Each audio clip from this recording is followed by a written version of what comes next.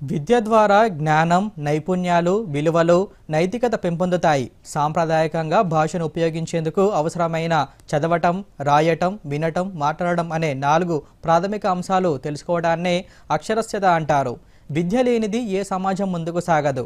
అక్షరాస్యతలో ముందుంటే ఆ దేశం అభివృద్ధి దిశగా సాగుతుందని చెప్తారు. అందుకే ప్రతి ఏటా అక్షరాస్యత దినోత్సవం నిర్వహిస్తున్నారు.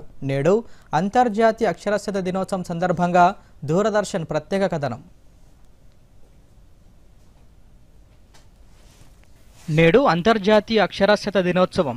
అక్షరాస్యత ప్రాముఖ్యతను ప్రతి ఒక్కరికి గుర్తు చేయడానికి ప్రతి ఏటా సెప్టెంబర్ 8వ తేదీన ఈ దినోత్సవాన్ని నిర్వహిస్తారు. ఈ ఏడాది బహుభాషా విద్యను ప్రోత్సహించడం, పరస్పర అవగాహన, శాంతి కోసం అక్షరాస్యత అనే నినాదంతో అంతర్జాతీయ అక్షరాస్యత దినోత్సవం నిర్వహిస్తున్నారు. ఈ సందర్భంగా ఢిల్లీలోని విజ్ఞాన్ భవన్లో వేడుకలు నిర్వహించారు. ఈ కార్యక్రమానికి హాజరైన ఉపరాష్ట్రపతి జగదీప్ ధన్కడ్ మాట్లాడుతూ విద్య ప్రాముఖ్యతను వివరించారు. జాతీయ విద్యా విధానం దేశంలో ఎన్నో మార్పులు తీసుకొస్తుందన్నారు. జాతీయ విద్యా విధానంలో మాతృభాషకు ప్రభుత్వం పెద్దపీట వేసిందన్నారు. ప్రతి ఒక్కరూ కనీసం ఒక్కరినైనా అక్షరాస్యులుగా తీర్చిదిద్దుతామని ప్రతిజ్ఞ చేయాలని సూచించారు. And we had a national education policy, and that laid great emphasis on mother tongue, Matrabhasha. From this platform, I will appeal to states that have not adopted national education policy to rethink, revisit, because this national education policy is a game changer. This national education policy allows our youth to fully exploit their talent and energy, and it gives importance to all languages. मातृभाषा की तो बात ही अलग है, क्योंकि वो भाषा है जिसमें हम सपने लेते हैं.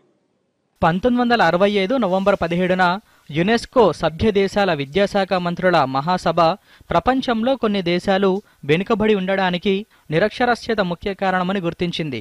దాంతో అంతర్జాతీయ అక్షరాస్యత దినోత్సవాన్ని ప్రకటించింది. 1966 నుంచి దీనిని జరుపుకుంటున్నాం. దీని ముఖ్య ఉద్దేశం అక్షరాస్యతను వ్యక్తులు, సంఘాలకు అందించడం. ఇది పిల్లల్లోనే కాకుండా వయోజన విద్య మీద కూడా దృష్టి సారిస్తుంది. ఇక 1990ని అక్షరాస్యత సంవత్సరంగా యునెస్కో ప్రకటించింది. 2003-2012 దశాబ్దానికి అక్షరాస్యత దశాబ్దంగా ఐక్యరాజ్య సమితి ప్రకటించింది. Literacy for all, voice for all, learning for all అనే అంశాల్ని ఐరాస ఈ దశాబ్ది లక్ష్యంగా నిర్దేశించింది. ప్రపంచవ్యాప్తంగా 2022 లెక్కల ప్రకారం 87.01% అక్షరాస్యత నమోదైంది. ఇక దేశంలో అక్షరాస్యత 74%గా ఉంది.